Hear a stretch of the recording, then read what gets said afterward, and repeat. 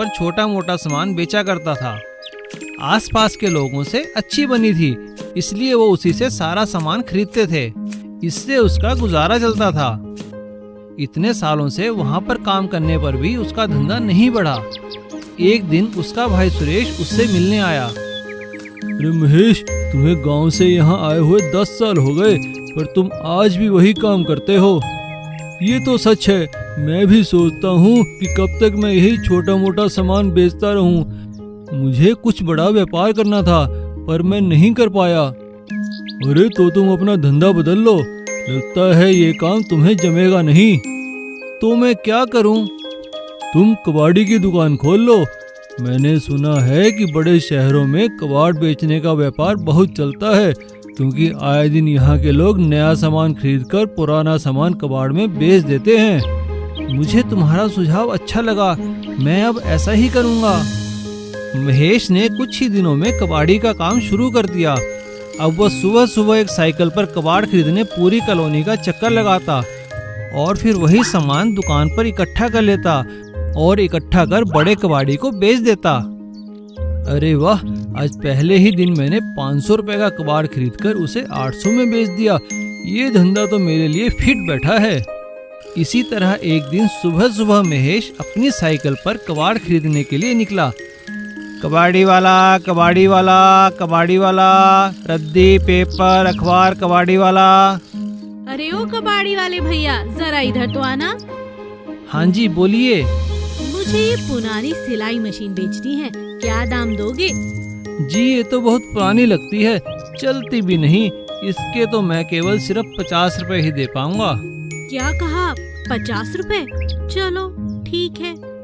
महेश ने 50 रुपए देकर वह मशीन ले ली। महेश ने दुकान पर आकर अगले दिन जब उस मशीन को साफ किया, अरे वाह, इतनी पुरानी होकर भी ये इतना बढ़िया काम करती है। इसे थोड़ा चमका देता हूँ, फिर ये शायद बिक जाए। एक दिन महेश अपनी दुकान पर बैठा था, तभी एक व्यक्ति उसकी दुकान पर आया। अरे वाह, ये मशीन तुम्हारे पास कैसे आई? अरे साहब, ये मशीन मैंने किसी से खरीदी है। अब मेरा मतलब ये मशीन तो 100 साल पुरानी है, क्या तुम इसकी कीमत जानते हो? नहीं जी, मुझे इसकी कीमत तो नहीं पता, पर यह मशीन चलती है। अरे तुम इसे एंटीक की दुकान पर लेकर जाओ, फिर देखना तुम्हें लाखों मिल सकते हैं। क्या कहा, लाखों? आप सही कह रहे हैं? हाँ हाँ, यकीन नहीं है तो चलो मैं तुम्हें वहाँ ले चलता हूँ। महेश उस आदमी के साथ एंटीक की दुकान पर जाता है। वहाँ उसे उस मशीन के 5 लाख रुपए मिलते हैं। महेश ने उन पैसों में से 50,000 रुपए उस आदमी को भी दे दिए और बाकी पैसे लेकर खुशी खुशी अपने घर वापस आ गया। गन्ने का रस। एक गांव में राम कुमार नाम का एक व्यक्ति रहता था। वो गन्ने का रस बेचता था।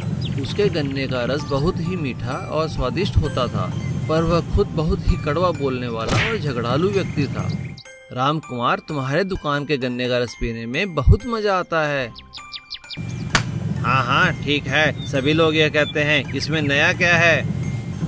राम कुमार हमेशा परेशान रहता था। ओह, इन ग्राहकों ने तो नाक में दम कर दिया है, थोड़ी भी देर चैन से नहीं बैठने देते।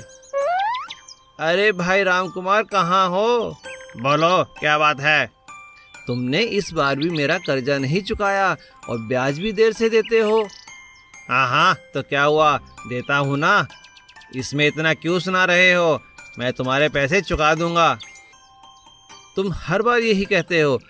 देखो, मुझे जल्दी से पैसे लौटा दो वरना। हाँ हाँ, क्या वरना? क्या कर लोगे? मुझे धमकी देते हो?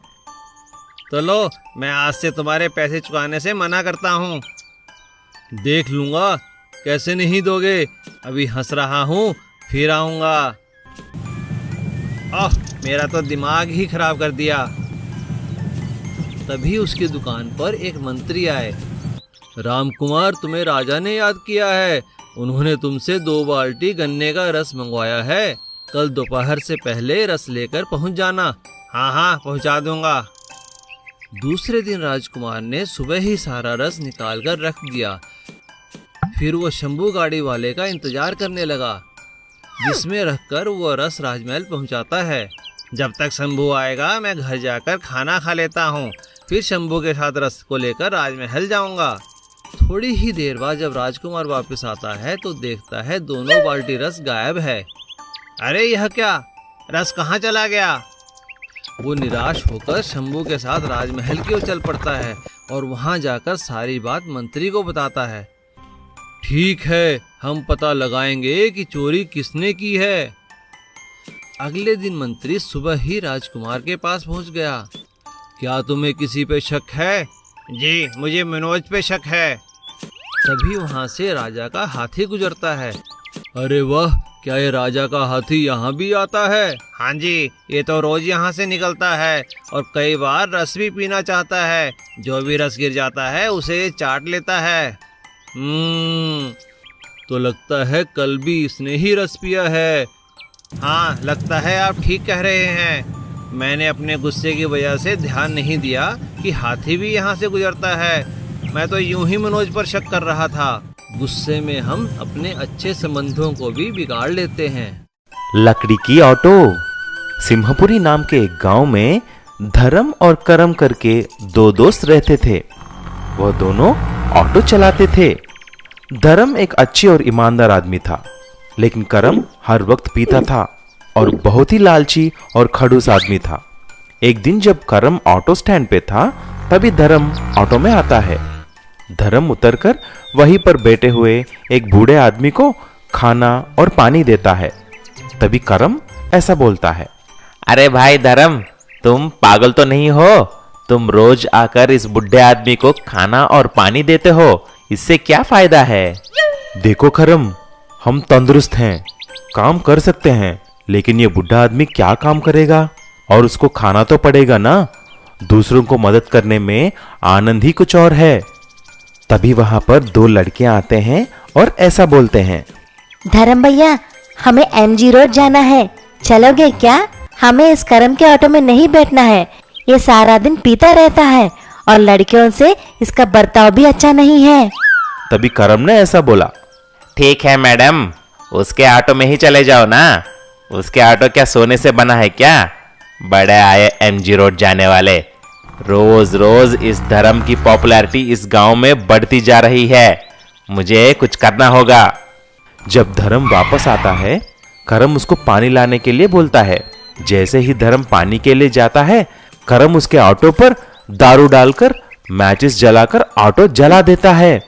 धर्म लौट के देखा तो पूरा ऑटो जलकर राख हो जाती है। अरे मेरी ऑटो, मेरा पूरा परिवार इसी ऑटो पर आधारित है, अब मैं कैसे जीऊंगा? तभी ऑटो स्टैंड में बैठे हुए बुढ़ा आदमी ने यह सब देखकर ऐसा बोलता है, बेटा तुम उदास मत हो, मैं बुढ़ा आदमी नहीं हूं बालक, बल्कि एक स्वामी जी हूं। तुम मुझे रोज खाना देकर मुझे बचाया है। ये लो थोड़े लकड़ियां, इसको तुम्हारे जले हुए ऑटो पर रखना और देखना तुम्हारी सारी दुख दूर हो जाएंगे। जैसे ही धर्म ने उन लकड़ियों को लेकर जले हुए ऑटो पर रखा, उसका पूरा ऑटो लकड़ी की ऑटो में बदल जाता है। बेटा ये ऑटो अभी पानी में भी चल सकता है और इसको कोई भी जला नहीं सकता, इसे चलाकर खुशी से रहना बेटा। धर्म खुशी खुशी से ऑटो चलाने लगा। ऑटो में चढ़ने वाले सभी उसकी तारीफ करते थे। धर्म उसे तालाब में और नदी में भी चलाता था और सबको आनंद करता था। ये बात करम से देखी नहीं गई। उसी दिन रात को करम धर्म के घर जाता है और ऑटो को देखता है। फिर वह पेट्रोल निकालकर उस लकड़ी के ऑटो पर डालता है। जैसे ही उसने माचिस जलाकर डालता है, ऑटो को कुछ नहीं होता, लेकिन करम जलने लगता है। अरे मुझे बचाओ, मैं जल रहा हूं, कोई मुझे बचाओ। धर्म दौड़ता हुआ आता है और जलते हुए करम को देख स्वामी जी को प्रार्थना करता है। कुछ ही देर में सारी आग बुझ जाती है। तभी करम शर्मिंदा होकर धर्म से माफी भी मांगता है। तब से दोनों अच्छे दोस्त के जैसे रहने लगे। लालची चिकन वाला। एक गांव में जगत नाम का एक आदमी था। वो चिकन की दुकान चलाता था। उसके मन में बहुत लालच था। वो हमेशा पैसे बचाने की ही सोचता था। रियाज जगत को चिकन की सप्लाई करता था। जगत उससे खराब चिकन कम दाम पर खरीदता और ग्राहकों को अधिक दाम पर बेच देता। रियाज को यह बिल्कुल भी पसंद नहीं था। अरे वाह, आज तो बहुत कमाई हुई है। बस ये रियाज चिक चिक करता है। एक दिन जगत गांव के बाहर कहीं जा रहा था। उसने देखा रियाज एक मुर्गी फार्म से निकल रहा है। अच्छा, तो ये रियाज यहाँ से मुर्गियाँ खरीदता है। कल मैं भी यहाँ से मुर्गी खरीदूंगा। अगले दिन जब रियाज चिकन सप्लाई देने आया, तब जगत ने उसे मुर्गी खरीदने से मना कर दिया। अरे रियाज, पहले सारा चिकन खत्म होने दो, बाद में खरीदूंगा। जगत उस फार्म पर जाता है जहां उसने रियाज को देखा था, लेकिन उसे वहां कोई दिखाई नहीं देता।